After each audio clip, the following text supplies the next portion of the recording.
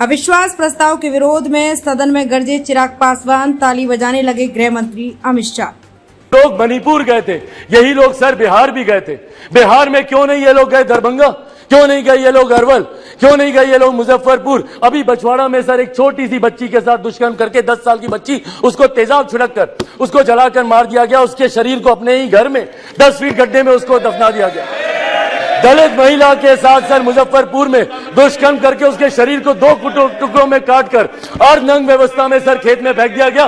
क्यों नहीं गए ये लोग वहां पर? अपने गठबंधन को तो मजबूत करने गए, पर क्यों नहीं ऐसे परिवारों से जाकर मिले? तो सर ये सिलेक्टिव रिस्पॉन्सिबिलिटी जब निभाते हैं, सर हकीकत है देश के किसी भी कोने में किसी भी मां बेटी के साथ ऐसी घटना हो रही है तो वो अक्षम्य है, वो निंदनीय है और उसको कोई बर्दाश्त नहीं कर सकता। और उसमें पूरे सदन को सर एकजुट होना होगा। कल गृह मंत्री जी ने जिस तरीके से अपील की, सर पूरे सदन को इसमें एकजुट होना होगा। इसमें आप आइसोलेट करके नहीं देख सकते कि जहां आपकी सरकार है वहां की घटनाओं को आप छुपाएंगे और जहां दूसरों की सरकार है वहां की घटनाओं को आप उठाएंगे। आपको चर्चा करनी होगी बंगाल पर, चर्चा करनी होगी आपको बिहार पर, चर्चा करनी होगी आपको राजस्थान पर, चर्चा करनी होगी आपको कर्नाटका पर।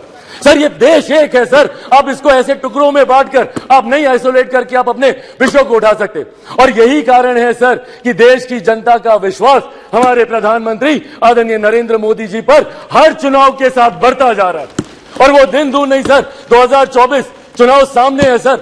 इसी में देख लीजिएगा 2014 से बड़ा जनादेश 18 में यही सारी बातें हो रही थी, यही सारी बातें 18 में की गई थी। 19 में 2014 से बड़ा जनादेश हम लोग को मिला और 24 में इससे बड़ा जनादेश हम लोग लेकर आएंगे। मैं बिहारी हूं सर, बिहार से कम मैं विश्वास दिलाता हूं 40 की 40 सीटें हमारा एनडीए गठबंधन जीत कर आएगा, इसमें कहीं कोई शंका नहीं है। मैं जमुई का प्रतिनिधित्व करता हूं सर।